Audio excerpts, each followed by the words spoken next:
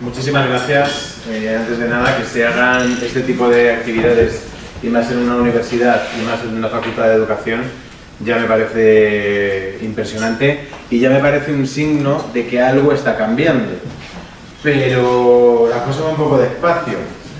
O yo soy un poco impaciente, o la cosa va un poco despacio.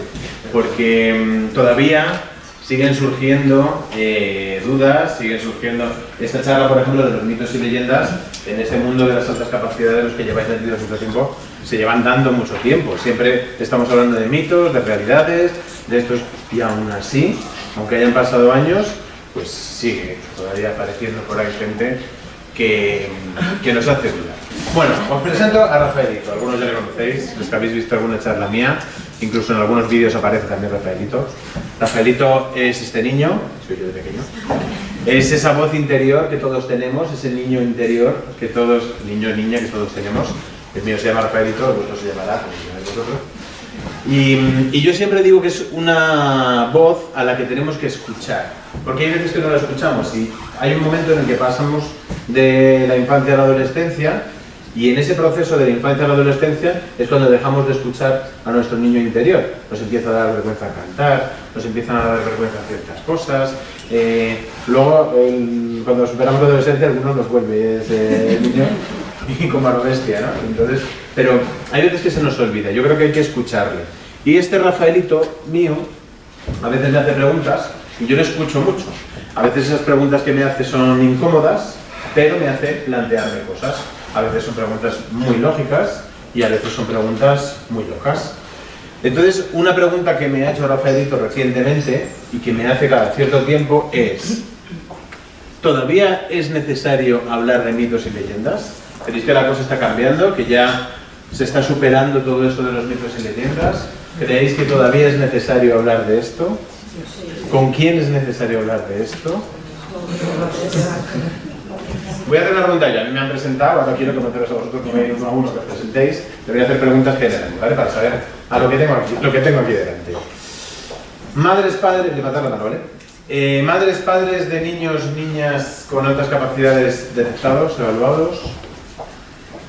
¿Vale?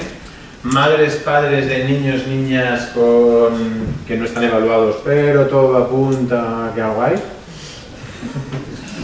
¿Vale? Adultos, adultas evaluados con altas capacidades. ¿Vale?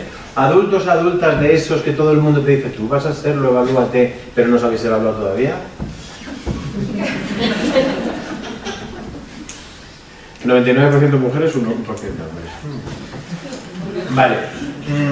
Personas que ya seáis profes de infantil, de primaria, de la ESO, FP, universidad. Perdona, Rafael, es más fácil que vengan esto. Lo voy a preguntar también. Yo siempre lo pregunto. De universidad. Vale. Orientadores, orientadoras, educativos, educativos. Vaya, no puedo hablar con tranquilidad. Vale, estudiantes que quieran ser ¿qué quiere ser de mayor? ¿Quién quiere ser de mayor, profe? ¿Quién quiere ser de mayor orientador, orientadora? Vale. Bueno, yo es que tengo dos profesiones que son muy conflictivas las dos, porque soy educador social y soy orientador educativo en el lugar donde trabajo.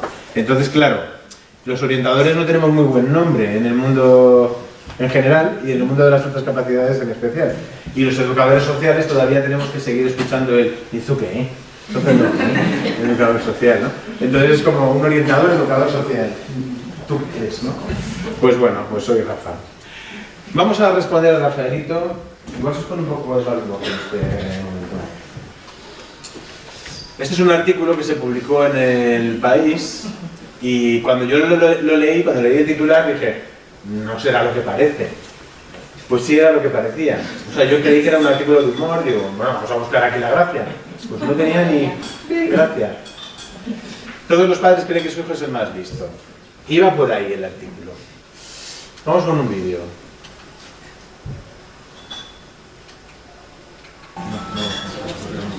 También ha dado un sobrediagnóstico sobre altas capacidades. Que no digo que no existan esas personas que no tengan ese diagnóstico, lo que estoy diciendo es que está diagnosticándose muchísimo ahora. Y estamos preguntando si esto es algo que está ocurriendo recientemente o que antes existía y no se veía. Yo creo que sí, que está aumentando muchísimo y creo que en gran parte es debido a la vida que estamos llevando. A niños que están todo el día viendo unos televisores enormes, dibujos animados con muchos colores muy intensos, a niños que están todo el día con videojuegos, a niños que están todo el día haciendo actividades extraescolares, estudiando. Y esto va a hacer que el cerebro emocional no se desarrolle, no madure, y por lo tanto hipertrofien las áreas frontales, la zona de aquí, donde está el lobo frontal, donde está el pensamiento, y por lo tanto van a ser niños muy inteligentes a nivel cognitivo, pero con muchas carencias a nivel emocional. Yo hace muchos años estuve en Bolivia, estuve en las minas en Potosí, y había niños pequeños, 10 o 12 años, llevaban unos carros llenos de minerales que yo no era capaz ni de moverlos. Y estos niños tenían las piernas muy pequeñas, los cuerpos muy pequeños, pero unos hombros y unos brazos enormes. Es decir, había una sobrecompensación debido al esfuerzo que tenían que hacer. Pues al cerebro de nuestro hijo le está pasando lo mismo.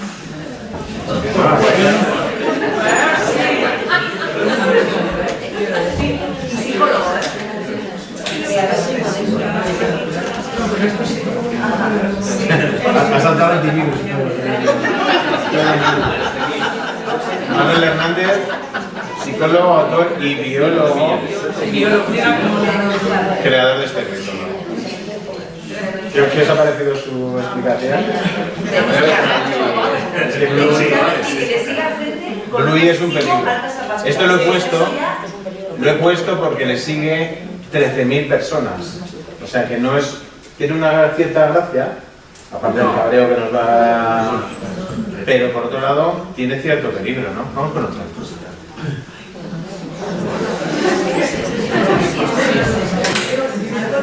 Mi niño suspende porque es superdotado. A lo mejor no. Bueno, es que como es tan inteligente, es que se aburre. Es verdad, es que no todo el mundo no hay ninguno que suspenda porque es un vago. Yo la verdad es que tiene altas capacidades. Cuando yo suspendía, nunca escuché en mi casa decir igual es superdotado. En mi colegio nos colocaban por orden de listos. Luego de listos. Tú imagínate qué crueldad, Nos sacamos 37 cosas más que estaba el número 36. Los listos, era alucinante. Y Es que yo ni era superdotado ni nada. Ahora que lo dices, en la mía también. En las primeras filas estaban los listos y en las últimas los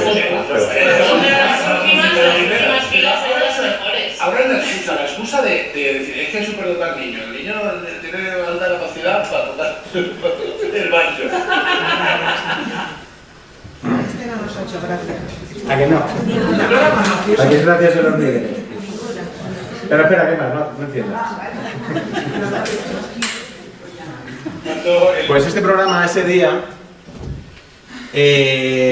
lo vieron 2.863.000 personas. Entonces, claro, muy graciosas las hormiguitas y Padre Val y compañía. Por orden de listos es normal que los colocasen aquí. Perdón, esto no es mi estilo. El director de Faro. Un foro que aspira a ser útil a la comunidad educativa para que entre todos contribuyamos a forjar no alumnos brillantes. Pero os confieso que yo estoy un poco hasta el gorro de los niños de altas capacidades. Hasta luego, estoy yo. ¿No lo habéis visto? ¿A qué contenedor van estos? Ay. ¿Eh? Porque quiero pensar que se les puede reciclar, porque podría ser el argumento de una película de asesinos. ¿Y esto es de qué contenedor? Bueno, los que me seguís sabéis que yo hablo mucho de esto, intento utilizar el humor para, a veces me cuesta, para intentar cambiar mentalidades, ¿no? Creo que estos vídeos responden a la pregunta de Rafaelito. ¿Todavía hace falta hablar de mitos? Pues obviamente sí. Hace falta, porque todavía hay personas que además tienen altavoces muy grandes que tienen estos pensamientos y que los comparten y que divulgan con muchos seguidores y con mucha gente que lo ve y que lo interioriza. Entonces, esa idea, por ejemplo, de yo estoy hasta el gorro de las niñas de otras capacidades, yo no es la primera vez que la oía. que me diga el director de un periódico de una tirada muy grande en un foro educativo en el momento de su intervención, me parece muy grave, porque a lo mejor podemos estar hasta el ahorro todos de otras cosas, pero se nos ve menos. Entonces, todavía hace falta hablar de estas cosas, ¿no? Cuando estuve hablando con Ana, con las chicas de Lucidus, de qué temas tratar, salió esta opción de los mitos, y un pensamiento que dices es, pues que lo de los mitos está como muy trillado, pero todavía hace falta hablarlo, todavía tenemos que hablarlo. Y entre los que nos dedicamos o nos queremos dedicar a la educación, lo tenemos que hablar también, porque no están solo en estos foros las personas que piensan así, sino también están en otros, en todos. Están en los bares, están en las aulas, están en los claustros. Entonces, yo tengo una compañera que inició un programa de altas capacidades en su colegio súper innovador en Madrid, un programa con un potencial brutal, y al año se tuvo que dar de baja por depresión, por culpa de sus compañeros, por el profesorado del colegio. Le hicieron la vida imposible, porque era como que, ¿a qué viene esta aquí a decirnos que tenemos que cambiar nuestra manera de enseñar cuando llevamos ya muchos años haciéndolo de esta manera, ¿no? Él siempre se ha hecho así. Si siempre se ha hecho así y funciona. Bueno, ¿todavía es necesario hablar de mitos? Pues sí que es necesario. Y ahora llega la sorpresa. Vamos bien, sí, voy a hablar. Tengo una sorpresa para vosotros y para vosotras. Hay una persona que he tenido el privilegio de poder entrevistar en estos días, uno de los mayores expertos que hay en altas capacidades ahora mismo, y me ha permitido que muestre aquí para vosotros y para vosotras fragmentos de esa entrevista, y sobre los fragmentos de la entrevista vamos a ir hablando, ¿vale? Pero no solo eso, porque la sorpresa es doble. Me ha permitido que hagamos ahora en directo una videollamada para que nos salude. Es el famosísimo Dr. Container. Está aquí con todos nosotros, está en directo. Vamos a conectar con él ahora. Entonces... Que estoy aquí, que me van a llamar ahora del sitio este de la cartera. Doctor. Doctor. Doctor. De las altas capacidades. Frikis. Doctor. Perdón. Hola, muy buenas. O sea, hay gente por ahí. Sí. Buenas tardes. Buenas tardes. Estamos en Burgos. Burgos. En Burgos, sí. Lo de la catedral ya. Sí, ya, lo de la catedral, claro. Claro, nada, les estaba contando que es usted especialista, ¿no? Es usted psicólogo. Sí, psicólogo. Bueno, psicólogo no. Yo me he visto todos los vídeos de la Marian Rojas. Ah, los vídeos de Marian Rojas, todos los vídeos de Marian Rojas, ¿ha visto usted? Todos los vídeos de Marian Rojas. Ah. Sí. Bueno, pero especialista en altas capacidades sí que es usted, ¿no? Especialista en altas capacidades. Eso sí. Sí, altas capacidades, sí, soy especialista. Ah, sí. Vale. Y cuéntenos un poco su especialización. Mi especialización fue un vecino que tengo, que él me dio con una vecina de altas capacidades. Y bueno, yo hablo mucho con ella y por eso se trató, soy un montón yo, altas capacidades. Bueno, pues nada, les estaba contando que hemos hecho una entrevista. ¿Le puedo hacer una pregunta antes de ver la entrevista? Sí, claro, me puedo hacer las preguntas que quiera. Vale. Aunque ya me hiciste un montón en la entrevista. Ya, hijo, que hay que preguntar. Venga, me ando con una pregunta. Vale, una pregunta rápida. Sí. ¿Qué cree usted que hay que ver para que un niño o una niña tenga altas capacidades? Eso es muy fácil. Sí. Altas capacidades, 130% intelectual. ¿Qué es el porcentaje intelectual? No lo sé. 129, no es. 130 más, sí es. Es así, de sencillo, ¿no? Fácil, ¿no? Sí, muy fácil. Muy fácil.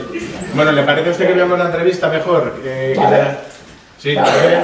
Pues hay otra entrevista, la de protagonista. Te digo, hasta luego. Venga, hasta luego, hasta luego. Madre mía, lo siento. Pensaba que iba a ser de otra manera este hombre, pero estoy intentando educarle, mirad que lo estoy intentando, pues no lo consigo. Bueno, él ha dicho que el CI es lo más importante, ¿no? Que el CI decide si un niño tiene altas capacidades o no. ¿Qué pensáis de esto? Porque, bueno, al final es una cifra, ¿no? Y es una cifra que se tiene en cuenta. Se tiene en cuenta para las ayudas, se tiene en cuenta para que tu hijo o tu hija sea censado dentro de las altas capacidades, para que pueda acceder a ciertos lugares. Entonces, si todos estamos de acuerdo en que no es una cifra tan importante, cuando hablamos en estos foros, ¿por qué se sigue utilizando como medida de corte? Esta es una de las reflexiones, es uno de los grandes mitos, ¿no? El CI no es una cifra mágica, a partir de la cual yo me puedo montar en una atracción o no me puedo montar en una atracción de parque de atracciones. No es como el punto de ebullición, a partir del cual en México hay un punto de ebullición, en el Everest hay otro, al nivel del mar hay otro. Entonces, si eso pasa incluso con el punto de ebullición, que es ciencia, ¿qué no pasará con el cociente intelectual, que es el resultado de unos test que dependen de tantas cosas? Dependen de cómo esté el niño, de cuándo se haga, de cómo se haga, de quién lo haga, de qué pruebas se hagan, de cuántas pruebas, en cuántos días. Es que depende de muchas cosas. Es que, ¿cuántas veces hemos escuchado eso de por lo privado ha salido 132, pero se lo han hecho en el cole y sale 127? Entonces, pues nada, pues no acceda a las ayudas, no acceda a... Pero es que por lo privado... No sé aquí en Castilla y León si eso está un poco más abierto, pero en Madrid a día de hoy está súper cerrado. El tema de los informes privados es una cosa que a veces yo no termino de comprender, ¿no? ¿Qué dicen los que saben de verdad, no? El Dr. Container. Este libro, que para mí es uno de los imprescindibles, de Steven Pfeiffer, traducido y con el prólogo del profesor Touron. Una valoración de CI obtenida en la infancia es un predictor insuficiente de los posibles logros en la edad adulta. Touron, por ejemplo, habla de que el CI es una cifra que hay que tener en cuenta, porque sí que es verdad que es el resultado de unos test que nos pueden dar unos indicadores de hacia dónde puede ir la cosa, pero no nos podemos cerrar en el CI. Además, la puntuación de un test de CI puede cambiar en la vida de un individuo y de hecho a menudo lo hace. De hecho, si tú te evalúas cada 2 años, cada 3 años, lo que es lo recomendado, porque los niños aprenden de los test, entonces si tú haces un WISC 5 ahora, no puedes hacer un WISC 5 el año que viene, porque ya van a saber un poco qué es lo que tienen que contestar, entonces no sería realista. Pero si evalúas cada 4 años, cada 5 años, pueden salir cifras distintas. No es una cosa de...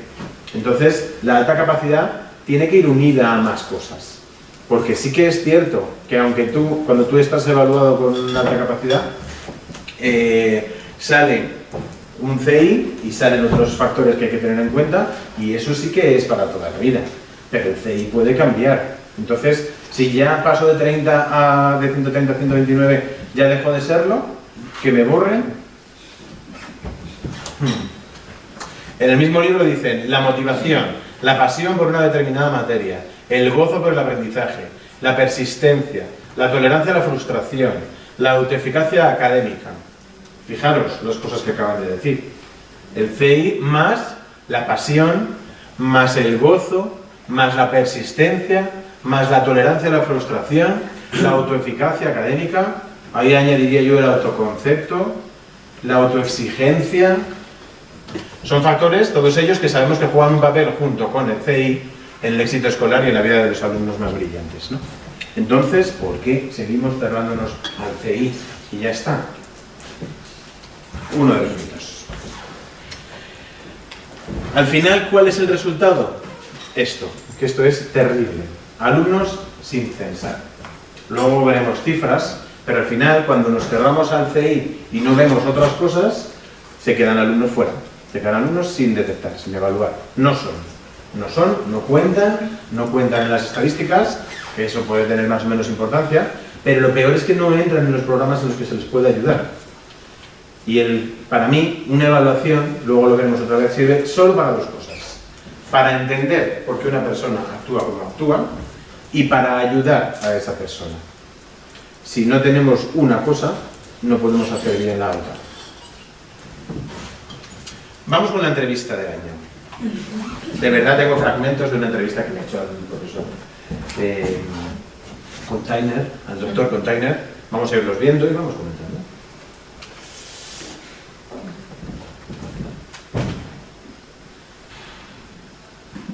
Muy buenas tardes, doctor Container. Antes de nada, darle las gracias por atenderme. Quería hacer algunas preguntas sobre su especialidad, que son las otras capacidades, si no le importa. Nada, hombre, nada, nos estamos. Dime, hazme todas las preguntas que quieras. Genial, pues allá vamos. Mire, la primera pregunta que le quería hacer es sobre el diagnóstico.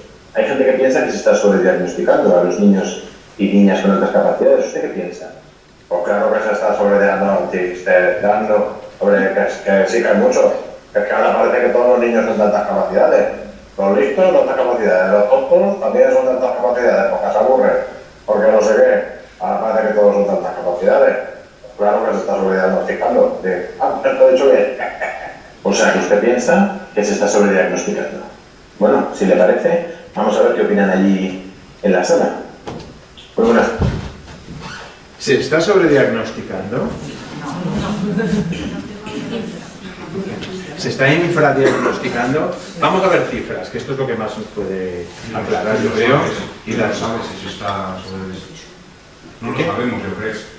Vamos a ver unas cifras, a ver si nos pueden dar alguna pista. Alguna pista. Voy a coger datos, fuente, las estadísticas del Ministerio, ¿vale? No son así, jugamos con cifras que nos da el Ministerio, ¿vale?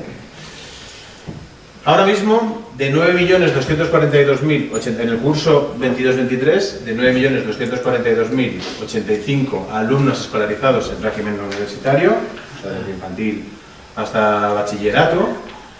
En este curso se evaluó a 51.396. Calculando así un poco a ojillo, se trata del 0,5% de alumnado identificado en toda España. En Castilla y León, de 345.927 alumnos, se identificó a 1.554, un poquito menos del 0,5%, el 0,45%. ¿Vale? Aquí entran en juego, sí que es cierto, teorías varias. Yo voy a poner las tres en las que más nos basamos o se basan los especialistas en altas capacidades.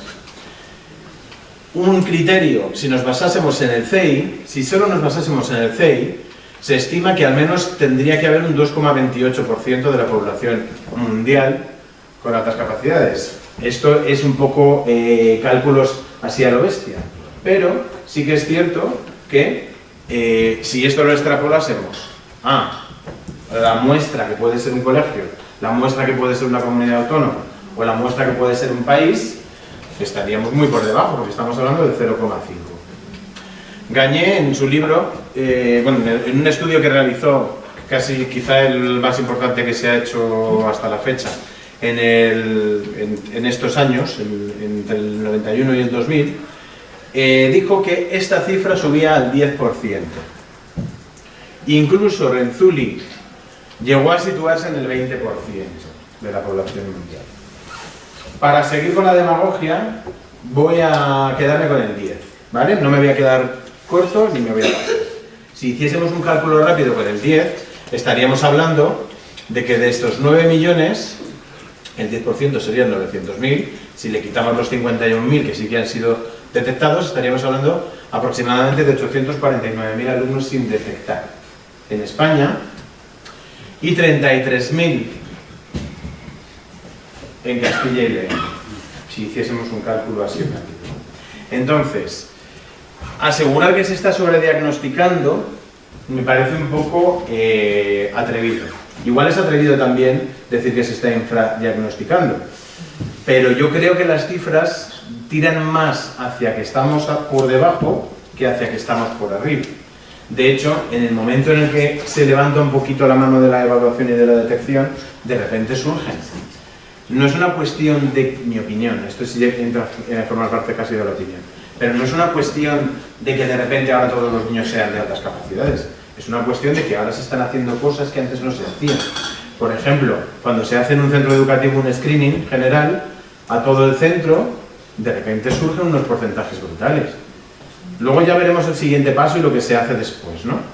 Pero surgen de repente, cuando asociaciones, el otro día estuve en Narón, en La Coruña, y acababan de hacer un experimento cogiendo la idea de otro experimento que se había hecho en Pamplona, me parece, lo que hicieron fue, bueno, estoy adelantando un poco otro de los mitos, pero lo que hicieron fue coger por cada niño que tenían en la asociación, hacer un screening a su hermana, madre y abuela, niñas y mujeres. Y surgió un 80 y mucho por ciento de mujeres, niñas que eran de altas capacidades y no se lo habían ni planteado, ¿no? Yo les contaba allí una anécdota de cuando empecé a obsesionarme por el mundo de las altas capacidades. Justo ese verano estuve a partir de ese momento, el momento en que yo entré en el mundo de las altas capacidades, yo veía altas capacidades por todas partes, ¿no? Iba a un bar y decía, este camarero. Y me pasó, allí en Galicia me pasó el Padrón, donde los pimientos, que había una señora, así con un cubo con pimientos, estaba haciendo bolsas de pimientos que picaban, de los que no, y mixtas. Solo mirando así, esto sí, este no, este aquí no sé, uno no. Yo pensé, esta mujer es de altas capacidades. Claro, una mujer de unos 90 años, con su pañuelito negro, ¿quién le va a hablar a esa mujer de evaluarse? Pues esto es un ejemplo extremo, ¿no? Pero al final, estamos hablando de que no se evalúa muchas veces por el yo no lo veo, por el cómo va a ser, por el... Estoy haciendo esfuerzos. ¿Qué ocurre? Que tenemos un sistema educativo que quiero creer que tiene buenas intenciones y quiero creer que está dando pasos en la buena dirección, pero es un sistema que no identifica, no tiene un protocolo de detección temprana, es un sistema que no tiene una propuesta de identificación general, es un sistema reactivo, que reacciona cuando ha surgido un problema, no es un sistema preventivo. Aquí en España, y todos los que os movéis en educación, y sobre todo en la universidad, y habláis con otras universidades de otros países, sabéis que España es un país en el que surja un niño o una niña con altas capacidades es un marrón, porque no sabes luego qué hacer con él, qué hago con él, qué hago con ella. Entonces, esto de la detección, pues como que, no sé si no vamos a evaluar, no vaya a ser que surja alguno. ¿Y qué hacemos con él?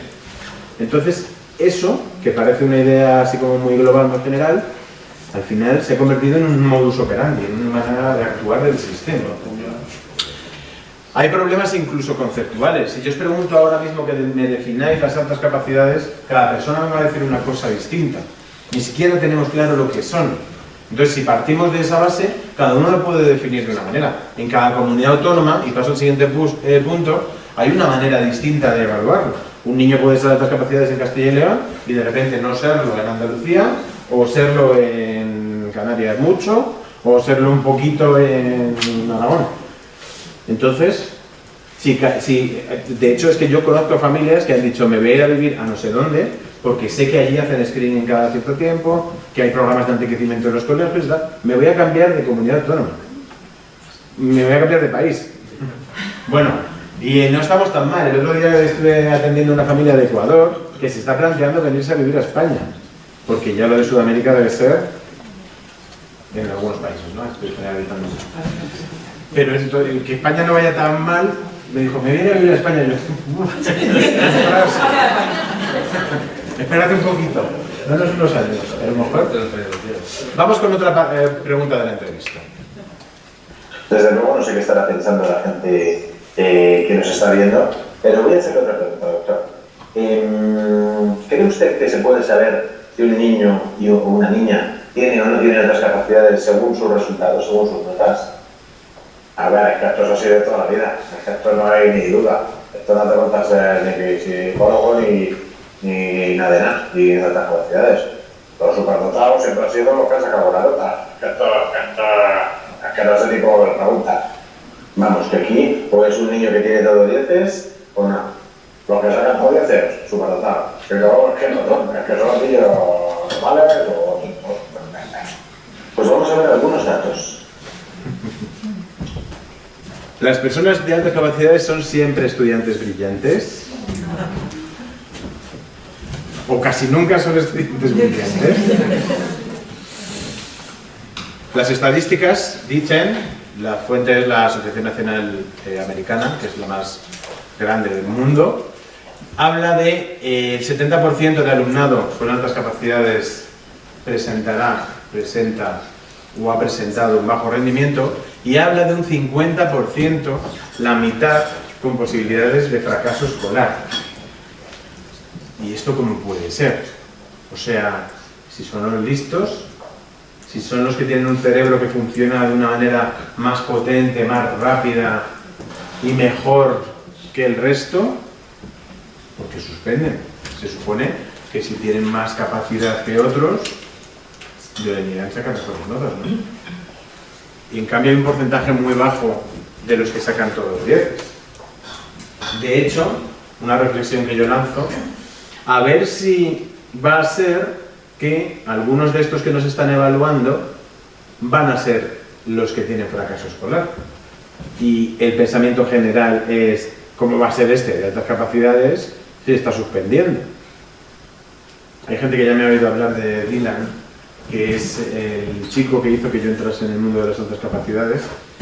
Lo cuento muy rápido. Era un proyecto en el que yo lo que trabajaba era con chavales que eran expulsados de su centro educativo por mal comportamiento. Cuando les expulsaban del instituto, en vez de pasar el periodo de expulsión en su casa, pasaban el periodo de expulsión conmigo. No sé si era un premio o un castigo, pero pasaban el periodo de expulsión conmigo y yo trabajaba con ellos, por un lado, el motivo de la expulsión y por otro lado, por lo académico, ¿no? Un poco pues, los deberes y que trabajas.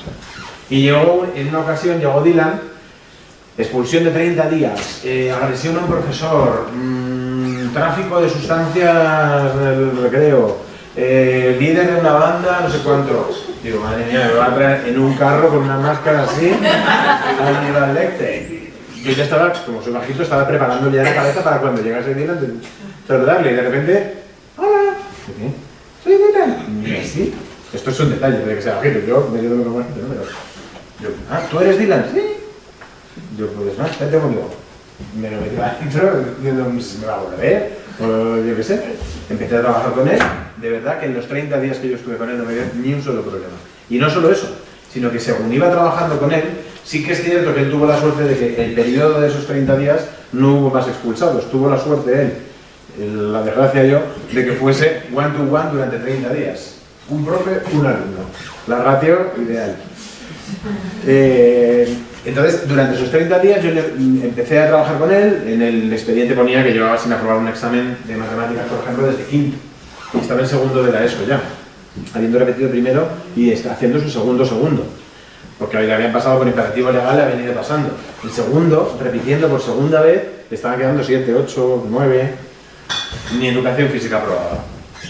Total, que yo empecé a trabajar con él y dije, pues, si no se le dan tan mal las mates, le empecé a poner desafíos, hice cosas tan tontas como cambiar los problemas clásicos de matemáticas y en vez de poner un tren sale de Sevilla con dirección a Albacete y un tren sale de Albacete a ver dónde se van a encontrar, en vez de eso ponía Superman sale de Sevilla con dirección a Albacete y Spiderman sale de Albacete con dirección. Y esas cosas le motivaban. Y vi que no tenía techo y le empecé a poner problemas, y dije, pues este tío, en cálculo mental, por ejemplo, era una máquina. Era casi inmediato el cálculo mental que tenía. Entonces eso me rayó muchísimo, porque le pedí a un amigo que es físico que me diese problemas de física. Me empezaron a flipar los ejercicios de poleas, de rozamiento, de planos inclinados, de pegaltes. Todo ese tipo de problemas le encantaban. Y los hacía bien. Problemas de primero de física, sin aprobar un examen de matemáticas desde quinto. Total, que cuando terminó la expulsión, a la semana vuelve otra vez, Dylan. Vuelve Dylan expulsado. Al tercer día de esa segunda expulsión me dice, te voy a contar un secreto. Y yo, a ver, cuéntame, Dylan. He hecho que me expulsen a posta. Total, que ahí en mi interior hubo como un momento, ¿estoy siendo buen educador o no? De primeras dije, oh, qué guay. Pero luego mientras habla decía, oh, qué guay no. Porque has hecho que te expulsen. Mi educador de hacia afuera me dice que no. Mi educador de hacia adentro me dice, ostras, aquí hay algo. Yo he conectado con este chaval de alguna manera. No conecto siempre con todos, no os vais a pensar que soy, aunque esté nominado al premio del mejor. Pero con él conecté. Y eso me rayó muchísimo, porque yo soy de rayarme muchísimo. Entonces, a partir de ahí, cuando terminaron ya sus 3 expulsiones de ese curso, pasó más tiempo conmigo que en el aula, le dije a la madre, mira, a este niño hay que evaluarle. Y dijo lo que ha dicho antes Cristina. Lo sabía, mi hijo es que es tonto, lo sabía. Tú eres el primer profesor que me dice que le evalúe, yo sé que mi hijo es tonto. Y le dije, no. Evalúale de altas capacidades. ¿Qué? altas capacidades, si mi hijo es delincuente, prácticamente. Evaluar. Total, que ahí dejé de verla durante un tiempo y de repente un día, además estaba como ahí medio lluvioso, veo yo en aquel momento pensé, está loca, que una mujer que viene corriendo a lo lejos, 140, 140. De primera no la reconocí, pero venía corriendo y gritando 140, 140, 140. La gente mirándonos alrededor. Ya cuando se acercó dije, ay, la madre de vida, ay, hola, ¿qué quiere? ¿Que 140 euros necesito? ¿Qué quiere? No sé, me asusté un poco. Te vengo a robar. Que quiero 140 euros. Que ha salido 140. Que le han evaluado y ha salido 140. Ha salido 140. Un delincuente para el sistema, ¿no? Entonces, eso me rayó muchísimo. Y eso fue lo que hizo que yo empezase a investigar. Entonces, empecé a ver en mi cerebro, ahí es cuando me obsesioné y veía, y ese verano fue el de la de Padrón, la de los pimientos, cuando empecé a ver altas capacidades en todas partes, en las películas. Dumbo es de altas capacidades. Tengo un vídeo de eso y todo. Matilda, dije, ¡guau! Matilda, que era mi libro favorito de siempre, dije, ahora entiendo por qué Matilda era mi libro favorito. Los X-Men, todos los mutantes. Me obsesioné. Porque vi que había un agujero en el sistema. Cuando ya empecé a ver los datos dije, lo hay. Aquí hay que hacer algo. Y entonces fue cuando ya empecé a estudiar, a saco y a mirarme todo lo que llegaba a mis manos, a leérmelo todo, ¿no? Entonces, este mito es de los que a mí más me duele. Si hacemos un cálculo rápido con esto, y pensamos en esto, y en esto, no estará aquí eso, no estarán aquí esos alumnos que se nos están escapando, en este porcentaje que falta aquí y en este porcentaje que falta aquí. ¿Estarán ahí estos del fracaso escolar? Que no se les tiene en cuenta por eso, o que no se les evalúa por otras cosas, ¿no? Pero dentro del fracaso escolar, ¿habrá ahí alumnos que se nos están escapando? Los que sois profes ya desde hace años, seguro que os vienen a la mente alumnos que se os han escapado. A mí me han llorado profes delante y orientadores, diciendo, se me han escapado muchos. Ahora que empiezo a ver las cosas de otra manera, porque os voy a dar una información, y es que el hecho de que estéis aquí sentados ya hace que estéis empezando el cambio. Ya habéis empezado el cambio. El hecho de que estéis en sitios interesándoos por formaros y por aprender sobre esto, ya sois parte del cambio. Y ese cambio es muy heavy, porque empiezas a ver a los niños de otra manera y empiezas a valorar las cosas de otra manera. Habrá muchas veces que dentro del fracaso escolar haya niños que tengan otras dificultades, pero dentro del fracaso escolar hay niños de altas capacidades. Y eso no lo podemos dejar de lado, ¿vale? Este es Dylan. Este es Dylan McKay. El otro era Dylan, sí, no me acuerdo. Era Dylan Gavarro. Era Dylan Gavarro. El éxito es un alumno que saca muy buenos resultados pero tiene tocada su salud emocional, por ejemplo, ¿no? Un alumno que aprueba todo, que saca muy buenas notas a costa de sufrimiento, frustración, agotamiento. ¿Cómo llegan los alumnos a segundo de bachillerato? ¿Cómo están pasando los segundos de bachillerato el alumnado en general? ¿Cómo está pasando el segundo de bachillerato los alumnos que tienen una tolerancia a la frustración muy baja o una autoexigencia muy fuerte? ¿Cómo se preparan para la EBAU niños y niñas que se obsesionan con estos temas? La universidad parece como que se relaja un poco ese tema y se rebaja esa tensión, esa presión, pero la EBAU es como una prueba de selección.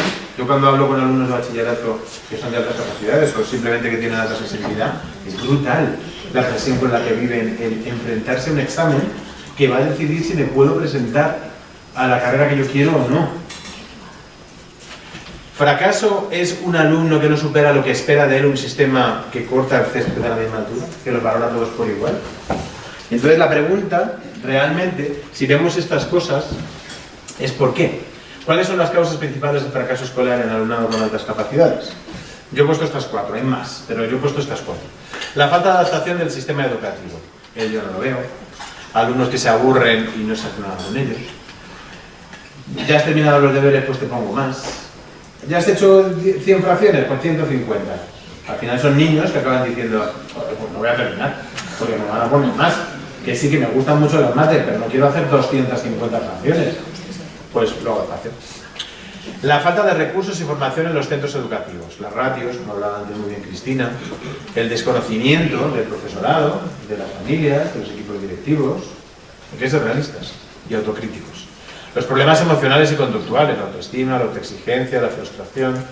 Paso rápido porque luego lo vamos a ver un poco más despacio. Las presiones familiares y sociales, si eres el de altas capacidades, se tiene que notar. Si tienes esa capacidad, ¿cómo puede ser que estés suspendiendo? Hijo, alumno, nieto. Buenas intenciones, vuelvo a lo de antes, en un sistema sin recursos, en un sistema al que le falta mucha formación, que corta el césped a la misma altura. Esta frase es que es de Tourón y me encanta. De Marta, creo, no de Javier. No hay urgencia, hay otros que lo necesitan más. ¿Cuántas veces hemos oído eso? Mira, hay una lista de espera. Ya, pero si es que eres una orientadora en mi centro. Entonces, y de altas capacidades hay 3. Ya, pero hay otros que lo necesitan más. Si solo hay 3 niños esperando evaluación, pero hay otros que lo necesitan más. No se entiende. ¿De quién es el fracaso entonces? ¿El fracaso es del alumno? Porque cuando hablamos de fracaso escolar, hablamos de fracaso escolar del alumno. ¿El fracaso es del alumno? Pues entonces hay que cambiar ahí. Es uno de los chips que hay que cambiar. El fracaso escolar nunca es del alumno. ¿Me he pasado? A lo mejor me he pasado. En mi opinión, el fracaso escolar nunca es del alumno. Hay que ver qué hay. Puede haber problemas familiares, puede haber dificultades de aprendizaje, puede haber... a lo mejor nunca es una palabra muy grande, ¿no? Que no hay que decir nunca ni siempre, me decía mi abuela. No hay que decir nunca, nunca, ni siempre. Pero yo lo he vivido. Vamos con otra pregunta. Vamos con otra cosa, doctor. Usted ha dicho antes al principio que cree que se está sobrediagnosticando, que ahora hay más niños con otras capacidades que antes. ¿Por qué cree que es? Hombre, esto también es muy fácil. Hay más niños con otras capacidades porque los padres los están sobreestimulando. Esto también lo he dicho bien.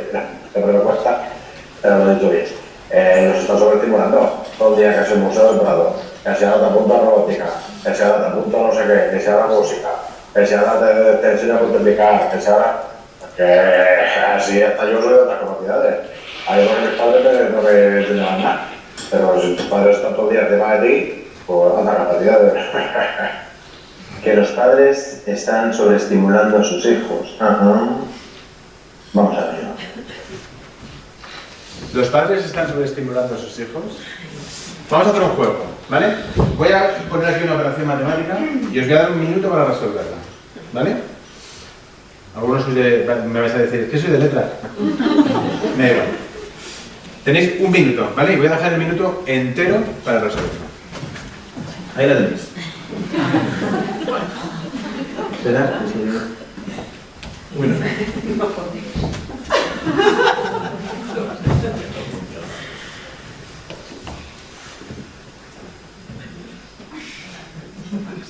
Os ha quedado por la mañana, ¿eh? ¿Atentos? ¿No estáis atentos?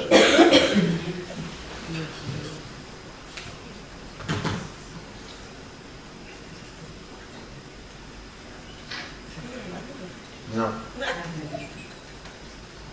Esto es un mes.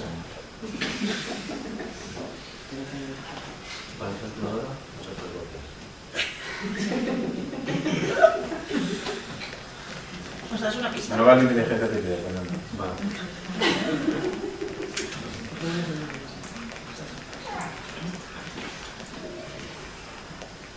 ¿Alguien lo tiene ya? Mira,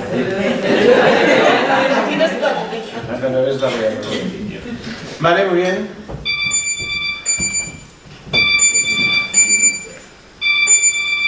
Ahora es otro minuto, son 2 segundos. Bueno, ¿qué tal? ¿Cómo os habéis sentido? ¿Cuánto es esta operación? 13. ¿Qué habéis sentido? En serio. Aburrimiento, porque estaba clara la respuesta. Desesperación, estrés. He querido dejar el minuto entero, ¿eh? A veces lo quito antes, pero hoy he querido. Estabais impaciente, ¿no? Deseando que terminase. Quería que hicieseis este ejercicio para que os pusieseis por un segundo en la piel de lo que puede sentir un niño que ya se sabe algo y lo están repitiendo 20.000 veces. Y es algo muy fácil para él. Y no avanza la clase. Esa sensación, ¿no? Vamos con otra. Aquí a lo mejor dejo menos de un minuto, ¿vale? A ver quién me sabría explicar por qué yo afirmo esto. Pensad, deja con rápido la testa, no lo voy a intentar.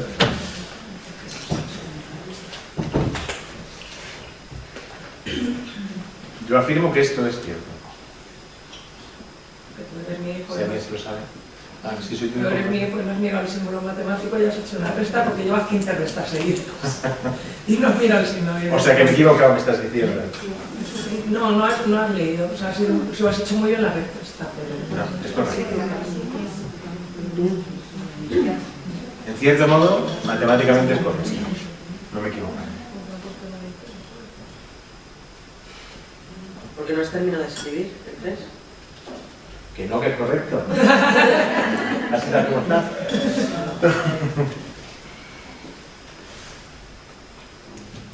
Venga, ¿nos da otras capacidades? El pensamiento autocelos. Venga, autocelos. Pensad autocelos. Habéis tardado un minuto entero aquí, Aquí no os habéis aburrido tanto. Aquí no os habéis aburrido tanto. ¿Por qué? Porque había un reto. ¿Veis la diferencia? ¿Qué sensible es? Dos operaciones matemáticas sencillas que ahora cuando lo vais a ver vas a decir...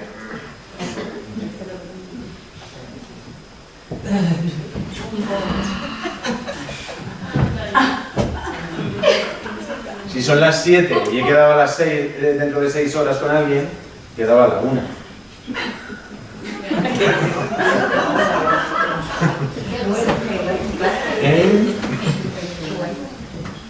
Pero lo que quería era que vieseis lo otro, ¿vale? Esto es para darles la respuesta y que estéis tranquilos. Pero... que estéis tranquilos. Porque si no me sigue a alguno se va a llevar su árbol con todo esto. Vale, pues lo que quería decir es eso, ¿no? Al final, fijaros, es la misma prueba, mismo tiempo, un minuto. El primero era como que, tío, pásalo, que sí que es una presentación muy bonita, pero pásalo ya que me estoy aburriendo. Y el segundo, no os estabais aburriendo. Estabais pensando, ostras, pero ¿cómo puede ser? Este es que se ha equivocado. Hay dos que han pensado que me he equivocado. Esta es que te has hecho mal con los 8 de piso ¿qué se está olvidando poner el 3? No, era correcto. Pero era un poco esa sensación, ¿no? Quería que tuvieseis. Al final, esto de la sobreestimulación es como si tú le dices a tu hijo, no pedales que no tienes edad. Cuando tú ya ves que tu hijo tiene la capacidad y la fuerza física y tal de montar sin ruedines en la bici, ¿no? Dices, no te lo voy a quitar porque por edad no te corresponde. Eso no lo haríamos nunca, ¿verdad? Cuando vemos que nuestro hijo tira, le quitamos los ruedines y que tire. ¿Por qué lo hacemos en lo demás? ¿Por qué no puedo enseñar a mi hijo a multiplicar si quiere aprender? A ver, aquí hay que coger esto con pinzas, porque sí que es cierto que tenemos detrás un currículum que hay que seguir, que tenemos unas pautas marcadas de lo que hay que aprender en cada curso y tal.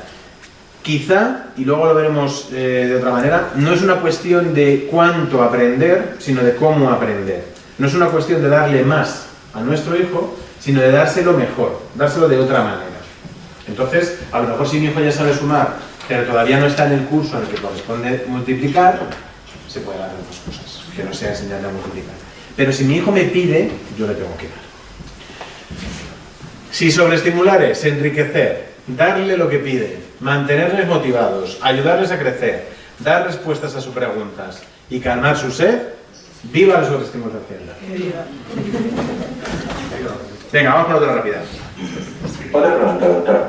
Hay personas que dicen que los niños y niñas con otras capacidades tienen una sensibilidad muy especial, tienen una intensidad emocional muy fuerte, ¿no? ¿Qué piensa usted? ¿Usted cree que son niños y niñas que necesitan ayuda emocional o que no van a tener problemas en ese sentido?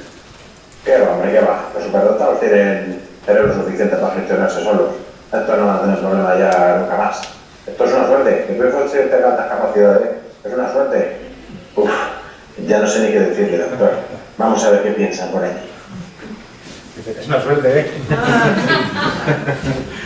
Esa risa es de una madre, ha sido una risa de una madre. Ha sido de que dejaba yo una semana a mi hijo.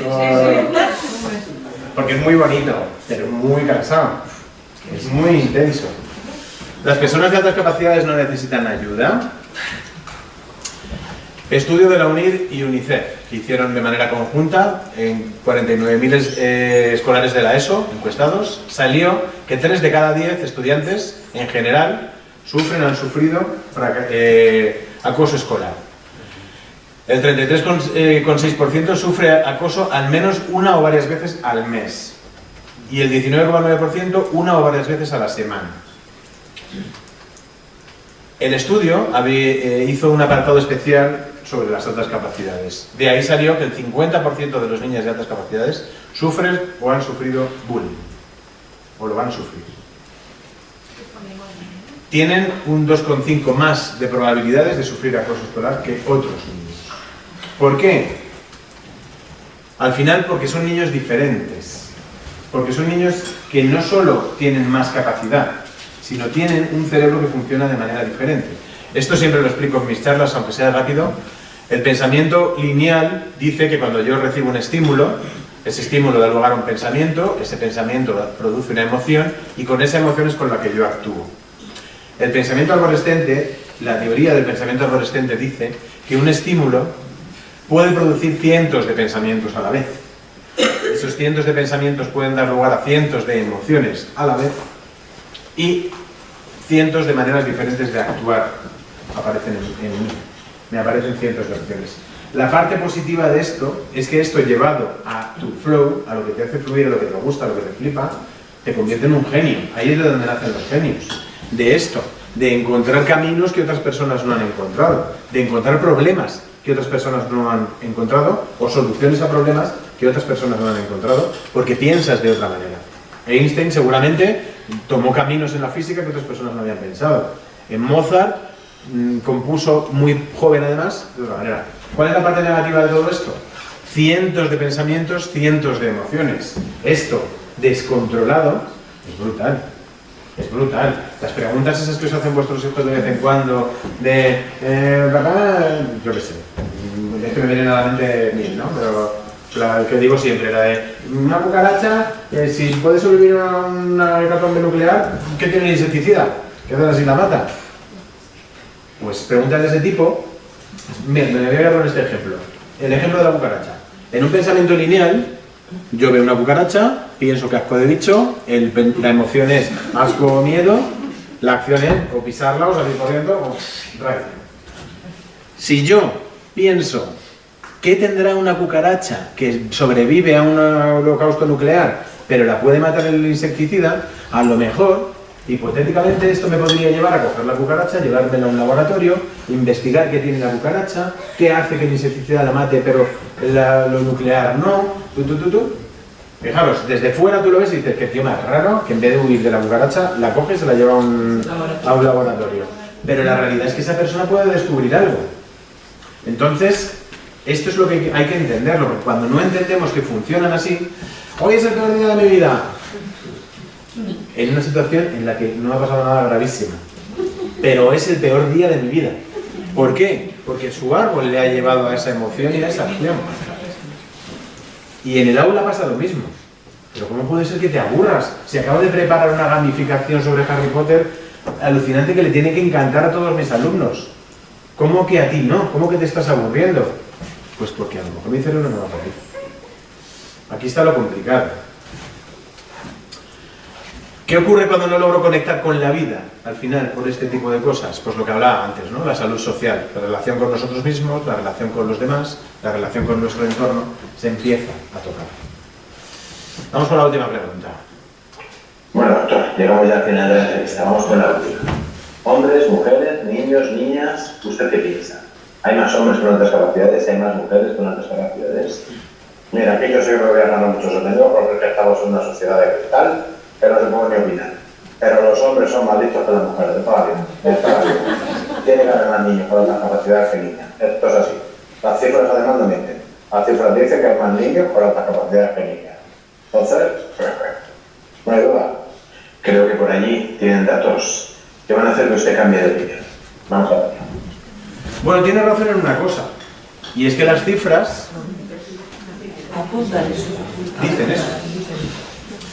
En España, de la cifra que hemos dicho antes, de estos 51.000 que se evaluaron, 33.307 eran niños, chicos, 18.000 chicas, 64-36.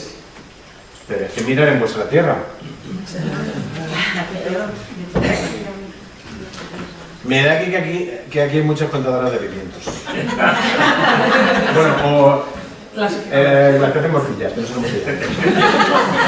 Morcilleras. Aquí hay muchas morcilleras. Uy, qué mal suena eso morcillas. Bueno, esto, si se está grabando. No lo grabéis. Esto lo cortamos. Que, mira, tu puesto rojo. Que las cifras dicen esto, pero claro, si estas cifras las sumamos a esos otros porcentajes que hablábamos antes, que faltan aquí, a lo mejor hay una parte grande de esos porcentajes que falta aquí y de ese porcentaje que falta aquí, que son niños. Porque no existe evidencia científica que diga que debe haber más niños que niñas, que tiene que haber más hombres que mujeres. No existe ningún estudio científico que hable de eso. Y si nos fijamos en escolarización, no he traído las cifras de escolarización, pero si nos fijamos en escolarización es casi 50-50, entonces en Castilla y León 179.000 hombres, 166.000 mujeres, o sea que la cifra no hay tanta diferencia. En Burgos, en concreto, hay 187 hombres y 73 mujeres con otras capacidades. En Burgos está un poquito mejor, pero en general esta cifra siendo 28.000 hombres y 26.000 mujeres, una diferencia de 2.000, o sea que tampoco es tanta la diferencia. ¿Y por qué?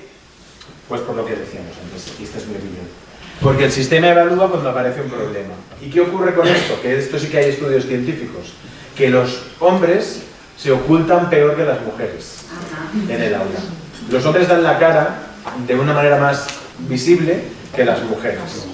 El famoso masking, por eso he puesto este perrete. Y luego el síndrome del impostor, que esto unido, esto ocurre también en la adultez, no solo en los niños, en las niñas, perdón, ocurre en las mujeres también. Por eso hay tan pocas mujeres que se evalúan. Por eso cuando, seguro que Cristina me va a entender, cuando vienen familias y tú les dices, después de hacer una evaluación, por ejemplo, y les dices, bueno, sabéis que hay un componente genético, la ciencia dice que hay un componente genético. Casi siempre la respuesta es del padre, seguro. ¿Por qué es del padre? A lo mejor es de la madre o de la abuela. Entonces, esto es lo que, en mi opinión, hace que todo esto. ¿Hacéis masking a alguien? A ver si os sentís identificados con alguien de esto. El masking es enmascararse, ocultarse. A veces se hace sin darnos cuenta. No es una cosa, a veces empieza de pequeñas como un juego, como algo que haces aposta, pero se acaba convirtiendo en una conducta que se queda dentro. Reduces tu vocabulario, bajas el perfil de la conversación, no quieres parecer pedante o rara. Frases que te tragas y dices, y aquí soltaría un... Ya dijo Einstein que no sé cuánto, pero... No lo digo, mejor no lo digo. Disimulas tu entusiasmo, te contienes sobre tus temas de interés. De repente en una situación, alguien se pone a hablar de Pokémon y tú, tengo 44 años, no puedo decir que me flipan los Pokémon. Sí, está bien. Por dentro estás... A mí me pasa con los X-Men, ¿eh? O sea, bueno... Es que mi mujer pasó mucha vergüenza cuando fuimos a ver la última película de Los Vengadores. En Game pasó mucha vergüenza porque es que me levanté del asiento y todo. Cuando el Capitán América cogió el martillo de Thor, yo dije ahí no hice ningún masking y mi mujer dijo, no vuelvo a cine contigo. Solo vuelvo... Ensayas en casa. Tienes conversaciones mentales antes de enfrentarte a las conversaciones. Yo tengo alumnas que me han dicho que hablan con el espejo incluso. Y dicen, para parecerse a sus amigas, ¿no? En plan...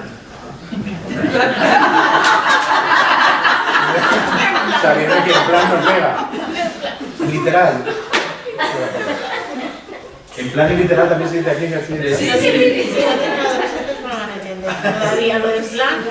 Bueno, si sean profes adolescentes y que lo van a entender. Estrategias de copiar esto, editar gestos, al final tú te fijas en quién sí triunfa y intentas imitarlo, ¿no? El otro día justo una familia me habló de esto porque se había convertido en una preocupación real, ¿no? Su hijo, que había mostrado desde siempre como mucha personalidad, de repente el niño de la clase al que él tiene idolatrado se puso a hacer ejercicio, ¿no? Era adolescente y le dio por salir a correr. Entonces él, los padres, él empezó a decir, pues yo también quiero salir a correr. Pero realmente estaba sufriendo, realmente no lo estaba pasando bien y él estaba copiando una conducta de un compañero sin disfrutar de ello, ¿no? Disimular la sensibilidad, el ruido, el tumulto, los olores, al final dices, ostras, lo normal es aguantar a esto, gente que tiene como mucha sensibilidad, lo acabas ocultando, ¿no? No hablas, te invisibilizas, dejas que los demás hablen, sobre gesticulas a veces, ¿no? Fuerzas la sonrisa. ¿Habéis visto Big Bang Theory, la serie, no?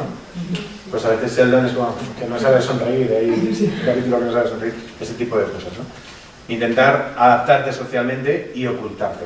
Y muchas veces pasan desapercibidas, sobre todo las niñas, y ese es el motivo por el cual no se les evalúa, porque esta es una niña normal, con notas normales, no llama la atención por ningún lado, y no se les evalúa, y pasan el sistema educativo entero sin llamar la atención. Bueno, esto es la despedida ya. Creo que el container no le quita más tiempo. Si quiere dedicar unas palabras a nuestro público y ya nos despedimos. Que a vosotros que os digo, pues nada, que muchas gracias por escucharme. Que si me queréis tirar al contenedor, venid a buscarme, a ver si me encontráis. Ay, qué joder. Bueno, mira que soy yo. ¿Todavía es necesario hablar de mitos y leyendas? Pues sí, todavía es necesario hablar de mitos y leyendas. Solo depende de un CI, se está sobrediagnosticando, solo si se sacan muy buenos resultados puede haber altas capacidades, son fruto de la sobreestimulación. No tienen problemas, no los van a tener nunca, hay más hombres que mujeres, nos queda mucho camino por recorrer todavía. ¿Cuáles son para mí los grandes retos? El primero es este, yo no lo veo. Eliminar de nuestro vocabulario este concepto. Yo no lo veo. No, hay que sustituirlo. Cuando una familia te viene contándote algo, aunque es posible que tú no lo hayas detectado en el aula, no les digas, mira, ya no lo hago. No afirmes. Vamos a ver qué pasa. En clase yo no he visto ningún comportamiento que diga lo que tú me estás contando. Pero vamos juntos a ver lo que ocurre. ¿Qué le cuesta a una profesora, a un tutor o una tutora empezar todo el proceso de evaluación o derivar? No les cuesta nada realmente. Y a veces no lo hacen y se quedan con el yo no lo veo. Y para una familia un yo no lo veo se clava así, en el corazón. Cuando tú estás viendo que tu hija llega a casa llorando porque se aburre, cuando no quiere ir al cole, cuando te está diciendo, mamá, es que siguen con Letrilandia y ya se está leyendo Harry Potter. Algo está ocurriendo. Entonces, si tú como profesor, como orientador, recibes un mensaje de una familia que te está diciendo que hay algo, vamos a ver qué hay. No lo cerráis con un, mira, yo no lo veo, y ahí se queda. Te traen un informe privado, mira, yo este informe no lo voy ni a leer. Ostras, me acabo de gastar 600 euros en el informe, por lo menos míramelo. La detección. Entender para ayudar. ¿Qué está pasando? ¿Por qué ese alumno actúa como actúa? Para luego poder plantear una ayuda mejor. Para eso sirve una evaluación. Da igual quién la haya hecho, siempre y cuando sea alguien que esté especializado. Yo lo que le diría a las personas que tienen que decidir esto es que si realmente el sistema está sobresaturado, realmente hay tanta lista de espera, pues vamos a contar con los centros privados. Vamos a pedirles lo que quieras, vamos a pedir los requisitos que quieras, que tengan que tener un sello de calidad, que sea de la propia comunidad autónoma, lo que tú quieras. Pero, joder, de eso desatascaría un montón. Lo que pasa es que luego viene esto, que es la atención. No se trata de cantidad, se trata de calidad. Cuando antes venía hablando con Beatriz Belinchón, como me aburría, la he llamado, en el camino de Burgos, de Madrid a Burgos, con Burgos, y veníamos hablando un poco de la vida y hemos hablado justo de este tema. Cuando se habla de la flexibilización, por ejemplo, de pasar a un alumno de curso, no es tan sencillo como a un alumno de quinto le doy las mates de sexto, o a un alumno de quinto le paso a sexto y ya está. Ahí hay un componente emocional y social muy fuerte, que no podemos olvidar, pero aparte de eso, es que si tú pasas al niño de quinto a sexto, al principio puede a lo mejor motivarse porque tiene un nivel de reto un poquito más alto, pero cuando supere lo de sexto, ¿qué haces? Porque lo va a superar. ¿Le pasas al séptimo? Bueno, al séptimo, ¿no? A la primera era eso. Me he ido a la GB. Lo que he visto a Dylan ahí es me queda. le pasas a la ESO, le das contenido, no le pones final. A lo mejor no es una cuestión de solo de darle contenidos de más cantidad, de más dificultad. A lo mejor es una cuestión de dárselo de otra manera, de ver cómo aprende esa persona para adaptar nuestra manera de enseñar a cómo aprende esa persona. Los recursos. En los equipos de orientación, recursos pedagógicos, recursos sociales y recursos psicológicos. En mi opinión, los equipos de orientación debería haber uno en cada centro, no un equipo de orientación municipal para 5 centros. En la ESO en Madrid, la ratio es 1:900. Un orientador por instituto. Instituto a la media son 800-900 alumnos. Debería haber equipos multidisciplinares con pedagogos, con educadores sociales, con psicólogos. Si hubiese equipos que pudiesen plantear unas intervenciones así globales, serían brutales. La formación de equipos directivos, de equipos docentes, de familias, de alumnado, porque lo decía también alguien, si estamos no voy a esto, los alumnos también lo necesitan. ¿Cuántos colegios aquí en Castilla y León celebraron el Día de las Altas Capacidades y hicieron algo?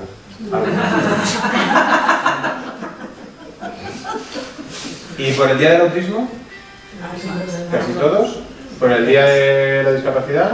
¿Por el Día de...? ¿Por qué no se hace algo también el Día de la Alta Capacidad? Para visibilizar. Esto es un reto para los niños. Y he añadido aquí, y más allá de lo educativo. ¿Por qué digo esto? Porque también tiene que aprender sobre altas capacidades y sobre alta sensibilidad los médicos, también tienen que aprender los dentistas, los peluqueros, porque a lo mejor a mi hijo le cuesta muchísimo que le corten el pelo y mira, tráemelo cuando se tranquilice. Ostras, ¿y si esa persona supiese atenderlo? ¿Y si esa persona entendiese sobre alta sensibilidad y cómo tratar a una persona con alta sensibilidad? Mi hijo se convierte en Hulk cada vez que mencionas la palabra médico. Hacerle una analítica es terrible y tiene 9 años. Ostras, pues si de repente das con un enfermero o una enfermera que lo sabe calmar y lo sabe tratar, dices, ostras, es el cielo. De hecho, a mi hijo le pasó una vez y siempre dice, quiero que me pinche no sé quién, cuando le tienen que pinchar. No, ya no te hacen nada. Tenemos que estar unidos y divulgar. Qué difícil es esto, ¿eh? En esto del mundo de las altas capacidades, que yo me llevo así moviendo socialmente, trabajando llevo como 20 años, pero moviéndome socialmente, compartiendo, yendo a eventos y con otros profesionales, llevaré 2 años o así. Y me estoy encontrando que no estamos unidos, ¿eh? No estamos unidos. Hay varias líneas de pensamiento, no de pensamiento, pero de interés. Hay gente que se está subiendo al carro de, ostras, que por una evaluación puedo cobrar 600 o hasta 1000. Pues en mi centro vamos a empezar a hacer evaluaciones. Hay profesionales, a mí me da la sensación de que no estamos unidos. La última vez que estuve aquí en Burgos, que me contasteis que estabais uniendo a las asociaciones de Castilla-La Mancha, me pareció brutal. De Castilla y León, me pareció brutal. Me pareció brutal, porque tenemos que estar unidos. Y esto de divulgar que he puesto en mayúsculas es porque yo lo he vivido en mis carnes. Yo llevo 20 años trabajando con adolescentes, pero han sido estos 2 últimos años en los que se me ha escuchado y se me ha hecho caso, un poco de caso. Pues vamos todos a hacerlo, si lo hacemos todos, si multiplicamos lo que yo hago por todos, si todos empezáis a publicar cosas, a contar vuestra historia, seguro que empezamos a cambiar mentes por ahí. Pues divulguemos. O llenar contenedores también. Bueno, o a sacar la gente de los contenedores y reciclarla. A ver, si la realidad, no sé vosotros, pero hace 10 años yo pensaba distinto. Yo a lo mejor era de esos que pensaba que los listos eran los de altas capacidades, hasta que entró Dirán en mi vida y me vino a revolucionar. Todos vamos a tener o tenemos un chip que nos va a hacer cambiar. La gran mayoría de personas es tener un hijo. De repente tienes un hijo o una hija y con altas capacidades y ves lo que hay. Y ves que no es todo guay, que no es, oh, qué guay, qué suerte he tenido ya. No mi hijo por lo menos, académicamente por lo menos ya no va a tener ningún problema nunca. Ostras, yo pensaba eso, hace unos años. Y he tenido que cambiar, desaprender para aprender. Me ha encantado ese concepto de Cristina. Un vídeo y nos vamos.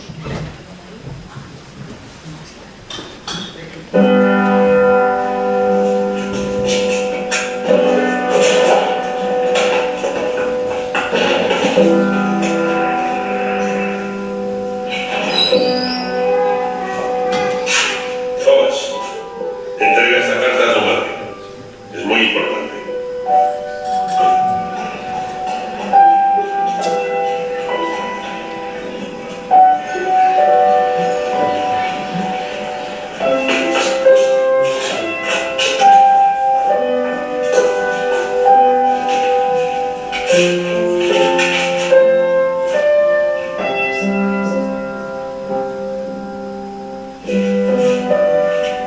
Aquí dice que eres muy especial, Tomás. En tu colegio no pueden enseñarte nada más porque es el más listo. También dice que a partir de ahora seré yo la encargada de enseñarte. Ellos no saben cómo hacerlo.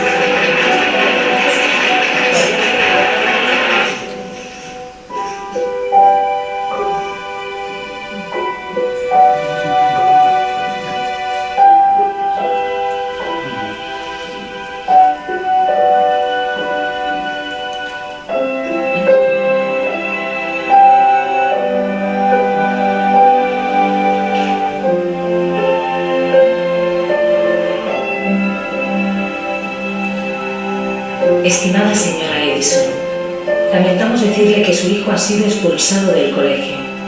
Es un pésimo estudiante y no avanza como el resto de sus compañeros. Por ello, no podemos permitirle que siga estudiando.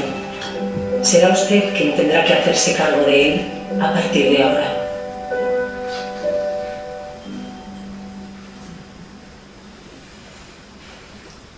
¿Van a ser todos risas?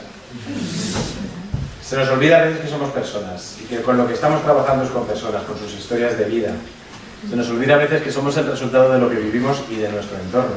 Niños que vienen a nuestras clases, a nuestras aulas, a trabajar con nosotros, con sus historias de vida, con sus familias, con sus... A veces simplemente tenemos que estar ahí y no dejar que el sistema marque el camino. Y ya está.